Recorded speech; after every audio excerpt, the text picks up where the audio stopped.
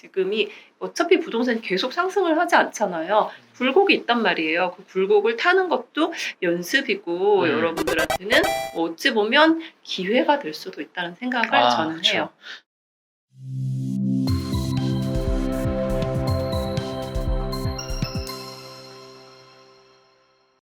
네, 안녕하세요. 개천고 노선생입니다. 안녕하세요, 레오입니다. 네, 오늘 대출의 마법 신간의 저자이신 레오님을 모시고 오늘 대출에 대한 모든 걸 한번 물어보도록 하겠습니다.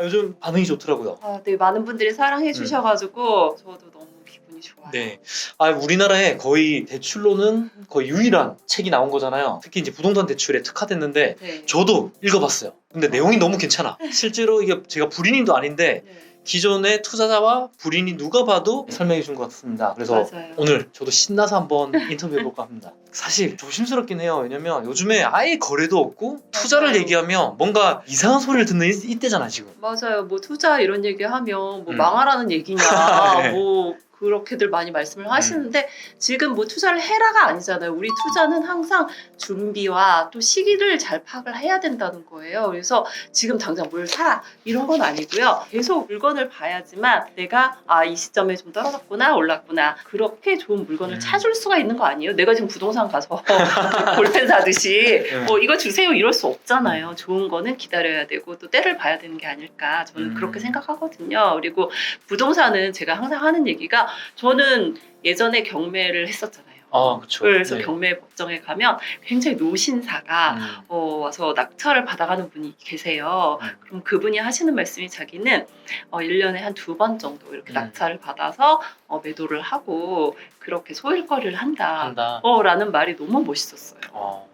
지금이 어차피 부동산이 계속 상승을 하지 않잖아요. 굴곡이 있단 말이에요. 그 굴곡을 타는 것도 연습이고 여러분들한테는 어찌 보면 기회가 될 수도 있다는 생각을 저는 그쵸. 해요.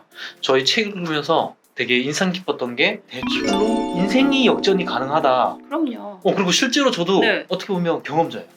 정말요? 저도 네. 뭐 이제 그냥 일반 외벌이 직장인이었잖아요. 네. 뭐 당연히 월급 해봤자 300만 원도 안 들어올 텐데 뭐 저희 네. 180에서 시작을 했으니까. 맞아요. 근데 신용대출이 연봉만큼밖에 안 나오더라고요. 네. 근데 우리은행에서 대출이 더 이상 안 나와서 국민은행으로 옮겼어 또 추가 대출로. 그때 또 한 5천을 더 대출을 받아서 좋은 회사 네. 다니셨나 봐요. 그쵸. 그래서 기업하셨으니까. 네. 그래서 그때 연봉 2배로 만든 그 신용대출로 갭 투자와 어떻게 보면 분양권 투자를 했던 게 수익률이 어마어마했죠. 그 당시 맞아요. 2013, 14년이었으니까. 네. 그게 저는 회사를 그만두고 자유의 모험이 된 가장 큰 원동력이었거든요. 저는 그렇게 생각을 해요. 아무것도 하지 않으면 아무것도 일어나지 않아요. 그러니까 뭐가 됐든 이렇게 뭔가 실행을 해야 결과가 나오는 것 같아요. 그 결과가 뭐 좋으면 더할 나위 없지만 나쁘더라도 설사 큰 손해가 아니면 내 인생의 밑거름이 될 거라고 저는 생각을 해요. 저도 역시 그랬거든요. 제가 뭐 살면서 계속 성공만 했겠어요? 아니잖아요. 근데 그게 언젠가는 또 제 삶에 도움이 되기 때문에 여러분들은 그 손해를 줄이기 위해서 공부를 하는 거라고 저는 생각을 하거든요. 그래서 이 책에는 진짜 불인이에서부터 그 수익성 물건까지 다 들어가 있어요. 그래서 골라보는 재미 뭐 이렇게 해서 볼 수도 있는 거고 대출은요 나의 평생에 뗄래야 뗄 수 없는 라고 생각을 해요. 왜냐면 부동산을 사는 사람들도 있지만 전세로 들어가는 분들도 전세대출도 필요하고요. 또 말씀하신 대로 신용대출도 필요할 수 있거든요. 하다못해 자동차도 대출 받을 때 있잖아요. 그래서 나는 평생 대출 없이 살 거야 이런 사람은 없다라고 생각을 하니까 우리가 이왕 받는 대출 똑똑하게 받는 게 좋잖아요. 네, 그렇죠.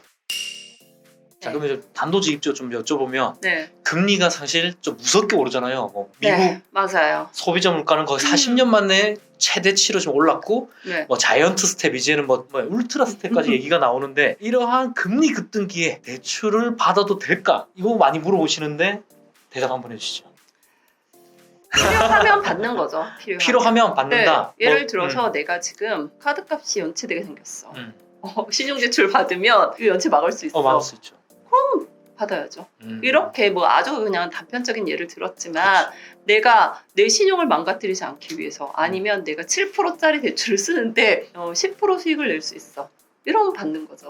되게 중요한 포인트인 것 같아요. 금리가 높다고 무조건 그냥 겉만 먹는 게 아니라 이제 대표님 말씀하신 대로 그 금리 이상을 내가 수익을 낼 수 그럼요. 있다고 하면 또는 버틸 수 있는 소득을 가지고 네. 있다면 대출은 괜찮지 않나? 저도 그런 네, 생각이거든요. 맞아요. 네, 그래서 오늘 정말 중요한 영상입니다. 미리 공부하고 대출을 공부해야 된다. 이거 정말 너무 네, 와닿았어요. 네. 그리고 이게요, 대출을 공부를 하게 되면 지금 금리를 매일같이 조금씩 계속 인지를 하게 된단 말이에요. 그러면 지금 제가 블로그에도 일주일에 한 번씩 금리를 올려드리거든요. 그럼 지금 현재 1금융권은행이 어디가 제일 싼지는 말할 수 없고 어디가 제일 금리가 저렴한 금리인지에 대한 금리는 제가 안내를 해드려요. 그리고 이게 또 중요한 네. 게 사업도 대출도 부동산도 네트워크가 중요한 것 같아요. 인맥이. 어디나 그렇죠. 네, 그러니까 저도 어제 같은 경우는 네. 이제 지점장님이 좀 잘 얘기가 돼가지고 5억 8천 대출 받는데 네. 4개 은행을 비교를 했었어요. 네. 근데 여기 은행이 음. 90%까지 저 지식산업센터입니다. 음. 입주하는 거 어쩔 수 없이 대출 받긴 했지만 네. 90% 대출 나오고 그래도 4% 중반에 받았으니까 너무 잘 선방했죠. 받으신 거예요. 그럼요. 요즘 네, 사채 주담대도 뭐 대출 금리 4% 후반인데. 5% 가까이 네. 나오고 하는데 잘하시는 그렇죠. 그래서 언론에 막 지금 6%, 7%, 8% 얘기만 계속 나오니까 그 자극적인 그 퍼센트에 다들 이제 쪼시는데 네. 잘만 또 해놓으면 맞아요. 네. 그게 그렇게 해야 클릭을 한대요. 그렇죠. 그런 게 있죠. 네. 자, 그러면 그래서 네, 두 번째로 또 단도직입적으로 여쭤볼게. 네. 이렇게 금리가 계속 오르는데 고정금리가 나을지 아니면 변동금리가 나을지 이거 많이 물어보세요. 저한테도. 맞아요. 이건 어떻게 생각하세요? 진짜 어려워요. 네. 지금 환율이 계속 오를 것 같으세요? 떨어질 것 같으세요? 알 수는 없는데 단기로는 좀 오르지만 결국은 중립금리라 하잖아요. 중립환율. 1,300원 밑으로 되지 않을까 저는. 네. 나중에는. 그러면 금리도 그 비슷하게 가지 않을까. 이게 예측을 할 수는 없거든요. 그렇죠. 우리 환율, 금리, 주식 알 수가 없어. 뭐 이런 거는 내가 뭐라고 해주세요라고 하면 그러면 안 되는 거지. 내가 미래를 맞아. 볼 수 있는 사람도 아니고 우리가 전쟁이 날 줄 알았냐고요. 맞아요. 그 우크라이나의 전쟁 때문에 지금 여러 가지로 물가라든지 영향을 많이 받고 있는 상황이거든요. 그래서 우리가 예측할 수 없는 거를 뭐 미리 오를 것이다 내릴 것이다 예단을 할 수는 없지만 저는 일단 마음 편하게 가는 게 좋다. 그럼 마음 편하다면 아무래도 저희가 이때까지 계속 금리가 낮을 때도 그랬고 뭐 지금도 그렇고 대부분의 주택담보대출은 5년 고정금리를 선택을 해요. 대부분의 사람들이 안 돼도 3년 고정 이렇게 선택을 하기 때문에 그분들 입장에서는 3년 정도는 그냥 마음 편하게 갈 수 있는 상황이에요. 그럼 이게 일종의 혼합형 아닌가요 그 그러면? 혼합금리라고 그죠. 하죠. 3년에서 네. 5년은 지금 받는 금리로 가되 네. 그 이후에는 금리가 떨어질 수 있으니 네. 변동을 해놓으면 자연스럽게 네. 만약 그때 금리가 오르면 음. 그것도 뭐 어쩔 수 없는 선택이고 음. 일반 은행에서는 혼합금리를 주로 팔지 그치. 장기 고정금리를 팔지 않아요. 그리고 이게 고정금리를 받으려 했더니 네. 고정금리가 훨씬 더 높더라고요 오히려. 지금- 굳이 고정금리 받을 필요가 없을 것 같은 생각이 저는 들었는데. 이제 원래 변동금리를 좋아하기는 해요. 근데 그 상담하는 분들한테 변동금리 받으세요라고 말을 하진 않죠. 그냥 저는 변동금리 써요라고 얘기를 하기는 하는데 최종 선택은 본인이 하시는 거예요. 일단 참고로 우리 레오님도 변동금리를 하신다는 거 혼합금리를 주로 하신다고 말씀하셨습니다. 네, 투자하시는 분들은 네. 거의 변동금리 그렇죠. 변동 많이 하죠. 선호하지 않나요? 왜냐면 네. 실제로 19년, 20년에 미국이 네. 금리 올린다 했었거든요.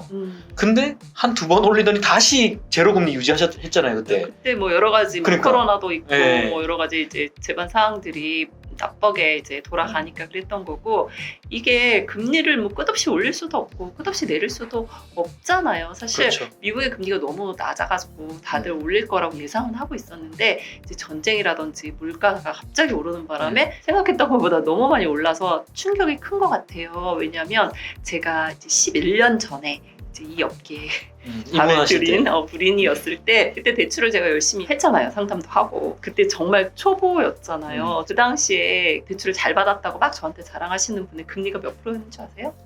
그때가 2012년? 네. 그러면 한 4%, 5%? 네, 맞아요. 4.8%인데 그 정도 너무 날라갔지. 그래서 잘 나온 거죠. 네, 네. 네, 그렇게 얘기했던 시절이었거든요. 근데 그때도 투자는 다 했어요. 맞아요. 참고로 오늘 보니까 역대 뭐 한 10년 만에 최대 하락이 나왔다고 하더라고요. 근데 2012년에 그랬었어요. 2008년부터 12년까지 하락장이었는데 뭐 네. 잠시 조정을 하고 그때도 많이 빠지고 13년에 나름 반등을 했잖아요. 네, 그렇죠. 그러니까 이게 지금의 관성에 빠져가지고 무조건 그냥 집값은 떨어진다, 뭐 하락장이 네. 왔다, 이건 또 아닌 것 같기도 하고. 그리고 최근에 이제 집을 사시거나 최근에 부동산에 진입을 하신 분들 같은 음. 경우는 이제 상당히 놀랄 수밖에 없는 게 한 번도 떨어진 걸 경험해 본 그쵸. 적이 없어요. 맞아. 네, 그러니까 이분들은 막 너무 깜짝이야. 뭐 네. 이렇게 생각을 할 수는 있겠지만 어차피 이게 사이클이잖아요. 그래서 뭐 경험해보지 않았으면 좋았을 수도 있지만 그럴 수가 없어요, 부동산. 이게 좋은 경우 많은 거죠, 이번. 네, 그리고서는 이렇게 해서 내가 준비를 해야 되는 시기가 언젠간 또 올 수도 있다. 라는 것을 한번 사이클을 돌린다라고 생각하시면 좀 편할 것 같아요. 우리가 경매를 하게 되면 한 바퀴 돌린다 이런 얘기를 많이 해요. 그거는 네. 이제 이런 뭐 하락기가 아니라 내가 매수에서부터 매도까지 네, 한 바퀴를 이렇게 연습을 해보면 그 다음에는 이제 쉽잖아요. 네, 그런 식으로 내가 경험을 해본다라고 생각을 하면 물론 뭐 이자가 많이 나가고 뭐 내가 쪼그라드는 것 같고 내 재산이 막 줄어드는 것 같고 근데 뭐 팔기 전까지는 수익이 확정 아니잖아요. 그렇죠. 그러니까 네, 잘 이겨 나가셨으면 좋겠어요.